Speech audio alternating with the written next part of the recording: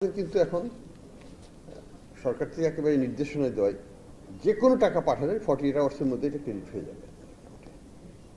এটা একেবারে নির্দেশিত এবং এখানে কোনো ব্যত্যয় ঘটানোর কোনো উপায় নেই। আমরা মনে করি যে সরকার সবসময় বাংলাদেশ ব্যাংক ইন পার্টিকুলার এইসব বিষয়ে খুবই সংবেদনশীল এবং যে কোনো চাহিদা যদি সেটা যৌক্তিক হয় আমরা সেটাকে কিন্তু গ্রহণ করে থাকি। যে কারণেই অনেকগুলো জায়গায় যেমন হাই কমিশনার থেকে যে এনওসি নিতে হতো এক্সচেঞ্জ হাউসগুলোকে এই ড্রয়িং এগ্রিমেন্টটা করার জন্য বাস্তবায়ন করার জন্য সেটা কিন্তু এখন আর নাই, উঠে গেছে। আপনারা সরাসরি এটা করতে পারবেন। আমাদেরকে বাংলাদেশ ব্যাংকের অ্যাপ্রুভালেরও দরকার হয় না, এটা কমার্শিয়াল ব্যাংকটা নিজেরাই এখন দিতে পারে। এই জায়গাগুলোকে সরলীকরণ করা হয়েছে যাতে আমাদের রিলেশনশিপটা আরও স্ট্রং হয় এবং এটাকে আমরা ব্যুরোক্রেটিক বেড়াজালে যেন আটকিয়ে না রাখি, সেই চেষ্টাটা আমরা করে যাচ্ছি। আমরা যেটা আশা করব আপনাদের কাছ থেকে সেটা হচ্ছে যে এখানে একটা সমস্যার সৃষ্টি হচ্ছে ইদানিংকালে থ্রু এগ্রিগেশন অফ রেমিটেন্সেস। অর্থাৎ আপনারা দেখবেন দুবাই থেকে রেমিটেন্স হঠাৎ করে 1 নম্বর হয়ে গেছে, সৌদি আরব 1 নম্বরের নাই। কেন? কারণ সৌদি আরবের টাকাগুলো সব এগ্রিগেশনের মাধ্যমে দুবাইতে চলে আসছে এবং দুবাই থেকে এটা বাংলাদেশে আসছে। এটা কিন্তু ভালো লক্ষণ না। ভালো লক্ষণ না এই জন্য যে কিছু প্রভাবশালী বড় কোম্পানি তারা এই অর্থটাকে এগ্রিগেট করে একটা বার্গেনিং প্রসেসে আমাদের এক্সচেঞ্জ রেটকে তারা ম্যানিপুলেট করার চেষ্টা করে। এই জায়গাটায় আমি মনে করি যে আমরা সরকার এবং যারা সেখানে কর্মরত আমাদের নাগরিক তাদের সবারই দায়িত্ব নৈতিকভাবে এবং দেশের স্বার্থে যে এই এগ্রিগেটরদেরকে অ্যাভয়েড করে কীভাবে নিজেরা সরাসরি টাকাটা তাদের ব্যাংক অ্যাকাউন্টের মাধ্যমে বাংলাদেশের ব্যাংক অ্যাকাউন্টে দিতে পারে। তাহলে কিন্তু আমরা একটা ইন্টারমিডিয়েটকে কেটে ফেলতে পারি এবং তখন কিন্তু এক্সচেঞ্জ রেট ম্যানিপুলেশনের সম্ভাবনাটা কমে যায়। আমি একটা এক্সাম্পল দিই। এই গত সপ্তাহে 2 সপ্তাহ আগের কথাই, সকালবেলা একটা কোম্পানি থেকে কেনা হলো 120 টাকা দিয়ে ডলার, আমাদেরই একটা ব্যাংক, সরকারি ব্যাংক। বিকাল 5টার সময় সেই একই ব্যক্তি একই কোম্পানি থেকে ডলার ক্রয় করলো 27 টাকা 50 পয়সা, 127 টাকা 50 পয়সা। এটা কেন? ওই যে এগ্রিগেটর সে বেঁকে বসলো যে সে টাকা দিবে না, ব্যাংকের একটু প্রয়োজন ছিল তাকে একটু এলসি সেটেল করতে হবে, তো সে যে কোনো মূল্যে কিনে ফেললো। এই যে কিনে ফেললো এটা কিন্তু বাজারে উঠে যায়। তখন পরের যে এগ্রিগেটর বলবে ওকে তো আমি 127 টাকায় দিয়েছি, সে তো সরকারি ব্যাংক, তুমি কেন আমাকে 28 টাকায় দিবে না? এই খেলাটা বন্ধ করতে হবে। এই খেলার কোনো শেষ নেই, এটা চলতেই থাকবে। আমি 28 টাকা দিলে সে বলবে 30 টাকা দাও, 30 টাকা দিলে বলবে 35 টাকা দাও। কাজেই এখানে আমি মনে করি ক্ষমতার সোর্স কিন্তু আমাদের দেশে তাদের টাকা পাঠাতেই হবে। আমরা যদি তাদের কাছ থেকে 7 দিন না নিই তারা কিন্তু আউট অফ বিজনেস হবে। কারণ টাকার ডলার তো সে কিনে ফেলেছে, অলরেডি সে কিনে ফেলেছে। তার এখন টাকাটা কাস্টমারকে সে অলরেডি দিয়েও ফেলেছে। He is exposed on 2 ends, dollar এন্ডে, টাকার এন্ডে। দুটোর লায়াবিলিটি সে বহন করার মতো তার সক্ষমতা কয়দিন? বাংলাদেশ ব্যাংকের একটা লায়াবিলিটি এখানে অ্যাক্টিভ করে নাই। সো এই যে হিসাবটা এখানে আমি মনে করি যে আমাদের অল ব্যাংকার্সদেরকে আমি বলবো, অল বড় বড় যারা ক্রয় করেন তাদেরকে বলবো এখানে আমাদের একটা রোল আছে যে প্যানিক হওয়ার কিছু নাই। বাংলাদেশের ফরেন এক্সচেঞ্জ রিজার্ভ এখনো 4 মাসের উপর আছে। আমরা হঠাৎ করে আমি এক্সচেঞ্জ রেটকে 5 টাকা 10 টাকা বাড়িয়ে দিয়ে আমি ওইটাকে ট্রেড করে সেটেল করবো, সেটা কিন্তু কোনো দেশেই বাণিজ্য নীতিতে এক্সচেঞ্জ মার্কেটে অপারেশনে অ্যালাউ করবে না। সবসময় একটা নিয়ম আছে, বলে স্মুদিং আউট। 4 আনার তফাৎ হতে পারে, 20 পয়সা তফাৎ হতে পারে, কিন্তু 5 টাকা 10 টাকা তফাৎ এক রাতে কোনো এক্সচেঞ্জ মার্কেট আপনি দেখেছেন? ডলার রেটে কোনো চেঞ্জ হয়? রেটে চেঞ্জ হয়? ভারতীয় রুপিতে কোনো দিন 5 টাকা চেঞ্জ হয় না, 10 পয়সা চেঞ্জ হয়, 20 পয়সা চেঞ্জ হয়। তো আমাদের এখানে আমাদেরকে একটু অর্গানাইজড হতে হবে, মার্কেটকে বুঝতে হবে, মার্কেটকে পরিচালনা করতে হবে। যাই হোক, আমি মনে করি যে রেমিটেন্সের প্রবাহ আমাদের যতদিন আমাদের জনশক্তি আছে, জনশক্তি রপ্তানি আমরা করব, আমরা রেমিটেন্স তাদের কাছ থেকেই পাবো। সেটাকে আমরা সাদরে আহ্বান করব। সেটাকে ব্যবহার করার দায়িত্ব আমাদের, সেটাকে ব্যবহার করার দায়িত্ব আপনাদেরও। সঠিকভাবে নিজের ফ্যামিলিকে ভালো করাও একটা কিন্তু investment in social development, investment in ফ্যামিলির যে ডেভেলপমেন্ট, স্বাস্থ্য, শিক্ষা, বাড়িঘর, এগুলো কিন্তু অনেকেই বলে যে এটা অপচয়। না, this is part of building your human capital in your own family. বাংলাদেশের যে সচ্ছলতা গ্রামীণ অঞ্চলে এসছে, এটার মূলে কিন্তু এই রেমিটেন্স। আমরা তো জানি এই যে $30 বিলিয়ন এই বছর আসবে, এটার 80-90% যাবে গ্রামে। বিশাল অঙ্কের টাকা। টাকা দিয়ে গুণ করে দেখেন এটা কত টাকা হয়, কত লক্ষ কোটি টাকা হয়। এই টাকাটা কিন্তু গ্রামে যাচ্ছে, এবং গ্রামীণ অর্থনীতির যে মূল চালিকা শক্তি কিন্তু এগ্রিকালচারের চাইতে এটা কোনো অংশে কম নয়। অর্থনৈতিক দিক থেকে, তাদের কার্যক্রমের দিক থেকে, তাদের ব্যয়ের যে সম্ভাবনা, ব্যয়ের যে ক্যাপাসিটি টু স্পেন্ড, সেটার দিক থেকে এটা বিশাল একটা অঙ্ক। যে কারণে আজকে আমাদের গ্রামীণ অঞ্চলের নন ফার্ম এগ্রিকালচার, অর্থাৎ এগ্রিকালচারকে বাদ দিয়ে যে অর্থনীতি, that is 60%, and farm agriculture is 40%, এবং এটা বাড়ছে, নন ফার্মটাই বাড়ছে। এটার মূলেও কিন্তু আমাদের রেমিটেন্স, এবং অন্যান্য রেমিটেন্স থেকে টাকা নিয়ে অন্যান্য যেসব ব্যবসা বাণিজ্য, সেটা যেভাবেই হোক না কেন, এই ইলেকট্রিক গাড়ি কেনা, এটা কেনা, সেটা কেনা, এগুলো সবই কিন্তু পাওয়ার পাম্প কেনা, পাওয়ার টিলার দিয়ে চাষ করা, এগুলো সবই বিনিয়োগ। এই বিনিয়োগের টাকার সোর্সটা কিন্তু আপনারা বেশিরভাগ ক্ষেত্রে দেখতে পারবেন এই রেমিটেন্সের টাকা থেকে হচ্ছে।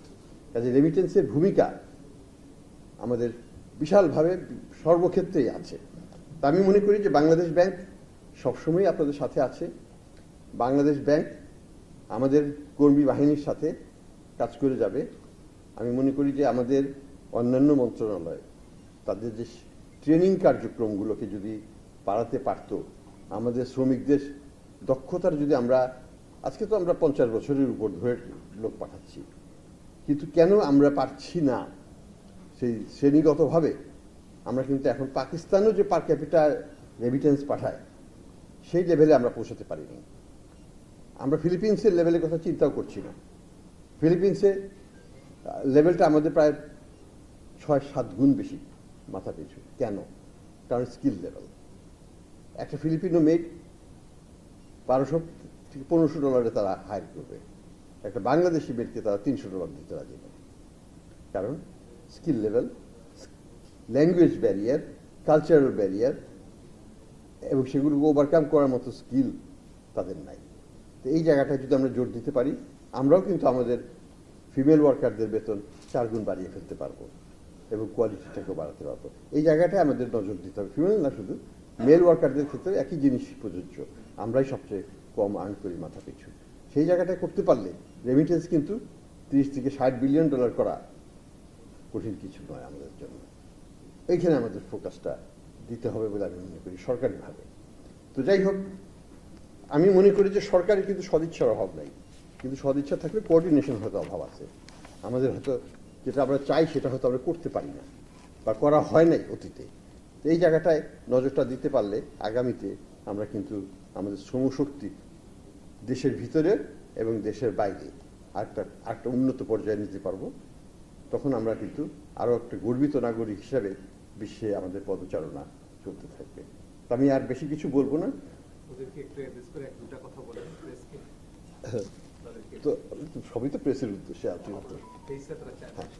তো আমি আর বেশি কিছু বলবো না। আমি শুধু এটুকুই বলবো যে আমাদের বাংলাদেশের সরকার এবং আমাদের যে কর্মী বাহিনী বিদেশে যারা আছেন, তাদের সম্পর্ক আজকের নয়, এটা কিন্তু 70s থেকে শুরু হয়েছিল।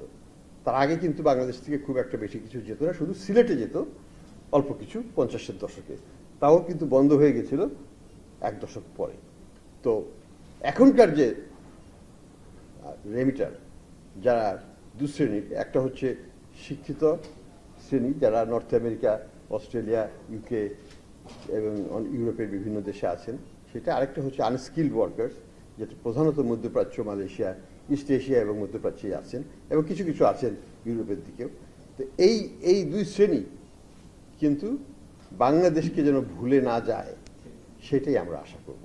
এবং আমাদের দায়িত্ব হচ্ছে তাদেরকে সুযোগ সুবিধা দিয়ে তাদেরকে বাংলাদেশের মাটির সাথে আটকিয়ে রাখা, যাতে প্রজন্মের পরেও পরবর্তী প্রজন্ম এই সম্পর্কটা অটুট থাকে। আমাদের সিলেটে এখন তৃতীয় প্রজন্ম চলছে, মানে লন্ডন প্রবাসী যারা নাগরিকরা আছেন, মধ্যে আমেরিকাতে এটা দ্বিতীয় প্রজন্ম চলছে। কাজেই প্রজন্ম তো আসবেই, সময় তো আটকে থাকবে না, কিন্তু সম্পর্কটা ধরে রাখতে হবে ডায়াসপোরার সাথে। একটা জিনিস ফাইনালি আমি বলে শেষ করব, বিদেশে বাংলাদেশি শুধু বাংলাদেশি, বিদেশে বাংলাদেশি আওয়ামী লীগ, বিএনপি, জামাত, এই শ্রেণীভেদ থাকাটা উচিত নয়। আমি মনে করি এটা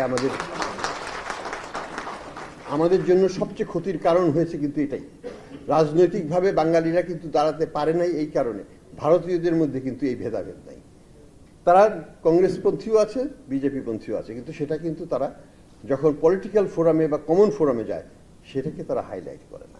ভারতের প্রধানমন্ত্রী যখন আসেন তখন সে দেশের প্রধানমন্ত্রী হিসাবে তাকে বরণ করা হয়, এক পক্ষ সেখানে ইটপাটকেল দিয়ে দাঁড়িয়ে থাকে না। আমাদের কিন্তু এই কালচারটা থেকে বেরিয়ে আসতে হবে, এটা কিন্তু আমাদের দেশের সম্মানের জন্য খুবই ক্ষতিকর। কাজেই আমি আশা করব বিদেশে আমরা সবাই বাঙালি হিসাবে আমাদেরকে পরিচয় দিব, আমরা বাঙালি হিসাবে কাজ করব, আমরা লবি করব বাংলাদেশের জন্য। আমরা কোনো পার্টির হয়ে লবি করব না, আমরা কোনো দল বা ব্যক্তি বা পরিবারের জন্য লবি করব না, বাংলাদেশের জন্য লবি করব। বাংলাদেশের যেটা স্বার্থ সেটাকেই আমরা দেখব। এটা যদি করতে পারি আমরা রাজনৈতিকভাবে ওই দেশেও উপকৃত হব, আমাদের ডিভিশন, আমাদের ভোটাধিকার, ভোট যারা প্রয়োগ করেন তারাও ডিভাইডেড হবেন না, যে ও বাংলাদেশে দাঁড়িয়েছে ও আওয়ামী লীগ করে, ও বাংলাদেশে দাঁড়িয়েছে বিএনপি করে, ওকে আমি দেব না ভোট, সেটা নয়। সে দাঁড়িয়েছে বাংলাদেশে, আমি তাকে ভোট দেবো, ইরেসপেক্টিভ অফ তার পার্টি অ্যাফিলিয়েশন অর তার পার্সোনাল। এই জায়গাটায় আমি মনে করি যে না করতে পারলে আমরা কিন্তু রাজনৈতিকভাবে বিদেশে আমাদের মাথা উঁচু করে দাঁড়াতে পারবো না। এবং ভারতীয়রা দাঁড়িয়েছে এই একটাই কারণে, এটা বিশাল একটা, তাদের আরেক কারণ আছে, কিন্তু এটা একটা বিশাল একটা অবস্থান তাদের জন্য, এখান থেকে শিক্ষণীয় আছে। ইসরায়েলিরা দাঁড়িয়েছে, ইহুদিরা, এই একটাই কারণ, অন্য কিছু না। তাদের মধ্যে অনেক মতামত, কিন্তু বটম লাইন হচ্ছে আমরা সবাই ইহুদি। তো এই যে প্রোটেকশন নিজেদেরকে, সেটা কিন্তু আমরা কিন্তু করতে পারিনি সেইভাবে।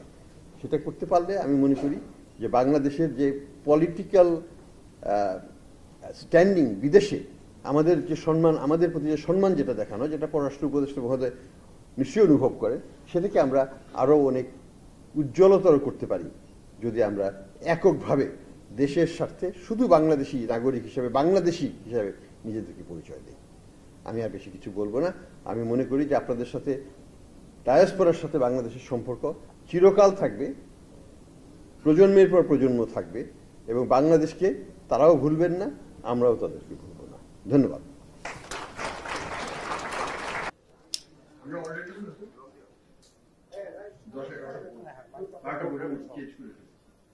এবং সেগুলোর মোটামুটি বোর্ডের সাথে বাংলাদেশ ব্যাংক প্রায় 2 সপ্তাহ পর পরে আমরা বোর্ড মিটিং করি, এককভাবে প্রত্যেকটা ব্যাংকের সাথে আলাদা আলাদা তাদের রিকভারি স্ট্র্যাটেজি নিয়ে কিভাবে ব্যাংকগুলো ঘুরে দাঁড়াবে। আমরা আশা করি যে অনেক ব্যাংকই ঘুরে দাঁড়াবে, এবং ইসলামী ব্যাংকগুলো খুব সুন্দরভাবে তাদের ডিপোজিট করতে পারছে, ইউসিবিও খুব ভালোভাবে তাদের করতে পারছে। তারাও কিন্তু 12টার মধ্যে ছিল, কিন্তু এখন আর আমি মনে করি না যে তারা থাকে, তারা গ্রাজুয়েট। তাদের ইসলামী ব্যাংকের জীবনে আমি একটা কথাই বলি, তাদের গত 4 মাসে তাদের ডিপোজিট গ্রোথ হয়েছে প্রায় 8,600 কোটি। তো এটা যদি অ্যানুয়ালাইজ করি তো প্রায় 30,000 কোটি টাকা, which is very phenomenal growth in deposit, net deposit, net of good growth. তো কাজে এটা আমাদেরকে দেখতে হবে যে মানুষের আস্থা ফিরিয়ে আনাটা হচ্ছে প্রধান। ব্যাংকের উপর যদি আস্থা না থাকে তাহলে কিন্তু সেই ব্যাংক কোনোদিনও দাঁড়াবে না। আমরা আশা করবো প্রত্যেকটা ব্যাংকের ম্যানেজমেন্ট, ব্যাংকের বোর্ড, গুড গভর্নেন্স, নৈতিকতা এবং আইনের সঠিক প্রয়োগের মাধ্যমে এই আস্থাটা, জনগণের আস্থাটা অর্জন করতে সক্ষম। আমরা ব্যাংক রেজলিউশন অ্যাক্ট নিয়েছি, সেটার মাধ্যমে ব্যাংকগুলোকে আমরা কিছু ক্ষেত্রে লিকুইডেশন, মার্জার ইত্যাদি অপশনটা আমরা দেখেছি এবং প্রয়োজন হলে আমরাও সেটা করব। এটা সরকারি ব্যাংকের ক্ষেত্রে প্রযোজ্য হতে পারে, এটা বেসরকারি ব্যাংকের ক্ষেত্রে প্রযোজ্য। আমরা চেষ্টা করছি যে টাকা, যে সম্পদ নিয়ে চলে গেছে যারা, তাদেরকে কিভাবে এই সম্পদ তাদের কাছ থেকে ফেরত আনতে পারে দেশে এবং বিদেশে, সেই প্রচেষ্টা করছি। আপনারা কবকাল করেছেন 10টা টাকা করা হয়েছে, 10টা এনটিটিকে, পরিবারকে এককভাবে যাতে ইনভেস্টিগেশন হয়, আইসোলেটেড এখানে একটা কোনো বগুড়া একটা কেস করলাম, এভাবে একটা কেস করে সবগুলোকে একটা ফ্যামিলিকে টাকা উদ্ধারের ব্যাপারে আমরা বিদেশিদের প্রচুর সহায়তা পাচ্ছি। আমরা আশা করব যে প্রবাসীরা এখানে তথ্য সরবরাহ করতে পারে, কোথায় তাদের সম্পদটা, কোথায় বাড়ি কিনেছে, কোথায় এই তথ্যগুলো পেলে কিন্তু আমাদের যারা ইনভেস্টিগেশন টিম তারা কিন্তু এই রিকোয়েস্ট গুলো তখন বিদেশের করসপন্ডিং লিগ্যাল পার্টকে পাঠাতে পারবে এবং সেটার মাধ্যমে আইনগত ব্যবস্থা। আমরা বিদেশি লয়ারও হায়ার করতে যাচ্ছি যারা কেসগুলো ফাইল করবে, এবং আমরা সরাসরি বিদেশি যারা আইন প্রয়োগকারী সংস্থা, লাইক আইএসসিসি, লাইক আইকা, লাইক ওয়ার্ল্ড ব্যাংকের স্টার গ্রুপ, এফবিআই এবং ইউএস জাস্টিস ডিপার্টমেন্ট, সবার সাথে আমাদের আলোচনা হচ্ছে। তারা এই মুহূর্তে কিছু কিছু বাংলাদেশি অবস্থান করছে, আমাদের ট্রেনিং দিবেন কিভাবে সাক্ষ্য প্রমাণ সংগ্রহ করতে হবে যাতে সেটা বিদেশের আদালতে সেটা টেকসই হয়। খালি বাংলাদেশের আদালতে জিততে হবে, বিদেশের আদালতে জিততে হবে, সেইভাবে মামলাগুলোকে প্রস্তুত করতে হবে। সেই প্রচেষ্টা আমরা করছি। এটা আমাদের নতুন অভিজ্ঞতা, আনচার্টেড টেরিটরি ফর আস। এবং বাংলাদেশের মতো যে বড় আকারে অর্থ পাচার এবং লোপাট এবং দিনে দুপুরে চুরি পৃথিবীর কোনো দেশে হয়। হ্যাঁ, 1AM কথা আমরা শুনি মালয়েশিয়া থেকে, বিলিয়ন, 2-3 বিলিয়ন। আমাদের এক চিটাগাং বেস্ট কোম্পানি তো আমাদের 20 বিলিয়ন। তো এগুলো তো অবিশ্বাস্য রকমের অঙ্ক। তো যাই হোক,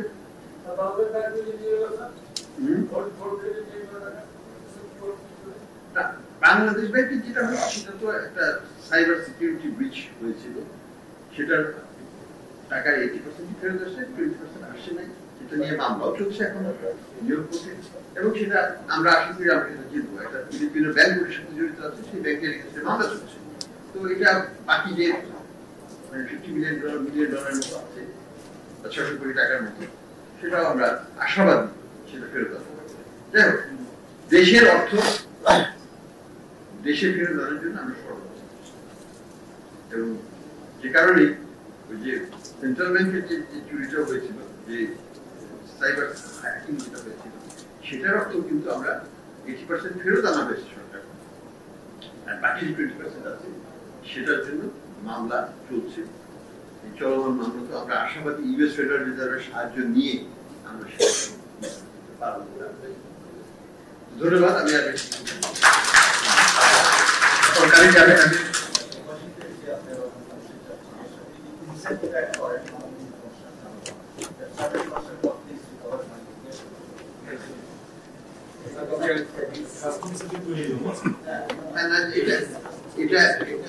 আমি বলি, তাদের সাথে আমাদের তোমরা যদি টাকা উদ্ধার করতে পারো, আমরা এই ইনসেন্টিভ মেকানিজমে আমরা কিন্তু বিশেষ করে 100 কোটি 200 কোটি 500 কোটি এটা কিন্তু ওই টপ 10 এর মধ্যে পড়ে। টপ 10 এর মধ্যে পড়ে যারা 10,000 কোটি 5,000 কোটি 20,000 কোটি 25,000 কোটি 1 কোটি টাকা কাজে নিচের গুলো আমরা আরেকটা ক্লিয়ার করছি, যেখানে আমরা ল ফার্ম গুলো বলছি তোমরা ধরো কমিশন গুলো তোমরা পাবে, কমিশনের চুক্তিতে আমাদের সাথে হবে এবং খরচ করবে। তো আপনারা তাদের সাথে সহায়তা করতে পারেন, তাদের কাছ থেকে কমিশন নিতে হবে।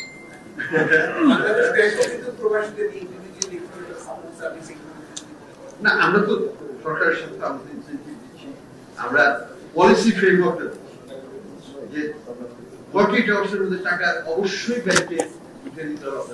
লাস্ট মাইল সলিউশন আমরা দিচ্ছি, মোবাইল ফ্যামিলিতে যেটা সমস্যা ছিল, আমার বাড়িতে তো আমি টাকা দিচ্ছি, নদীর দোকান থেকে তো আমি টাকা উঠতে পারছি না, এখন সেটাও ওয়ালেটের মধ্যে টাকা চলে যাচ্ছে। এই জিনিসগুলো আমাদেরকে টেকনোলজিক্যাল সলিউশনের মাধ্যমে করতে হবে, এবং এই last mile solution is always the biggest problem. Bank থেকে তার বাসা পর্যন্ত আমি কিভাবে টাকা, সেটাও থ্যাঙ্কস টু মোবাইল। কাজে আমরা মনে করি টেকনোলজিক্যালি আমরা অনেক এগিয়ে গেছি। আমাদের নাগরিকদের এখন এসব টেকনোলজি শিখতেও হবে, কিভাবে মোবাইল অ্যাপ থেকে ডাউনলোড করে বা আবার ওয়ালেটে টাকা আসলে আমি বুঝতে পারবো, সেটাকে ব্যবহার করতে পারবো, বুঝতে পারবো। সেই জায়গাটা আমাদের আরো কাজ করার আছে। অবশ্যই কিউআর কোড দিয়ে আমি আবার ওটাকে টাকা ক্যাশ করতে দরকার, আমি সাথে সাথে জিনিস কিনতে পারি, রিক্সার ভাড়া দিতে পারি, আমার সিএনজি কে পে করতে পারি, ইলেকট্রিসিটি বিল দিতে পারি, সবই করতে পারি।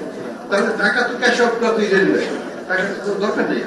আমি যেটা আমরা যদি চাই, আমরা যদি ক্যাশলেস সোসাইটি থেকে চলে যেতে, এটা আনার মতো, তাহলে কিন্তু হার্ডলি এনিবডি টেকস ক্যাশ। আমেরিকাতে এখন ক্যাশ কয়জন ক্যাশ নিয়ে, সবাই ওদের ক্রেডিট কার্ডের বেশি চলে। তো বিভিন্ন দেশে বিভিন্ন মত। আমি মনে করি আমাদের MFS service getting stronger. MFS সার্ভিসে আমরা এখন প্রতি দিনে 4,000 টাকা করতে হবে। বর্তমানে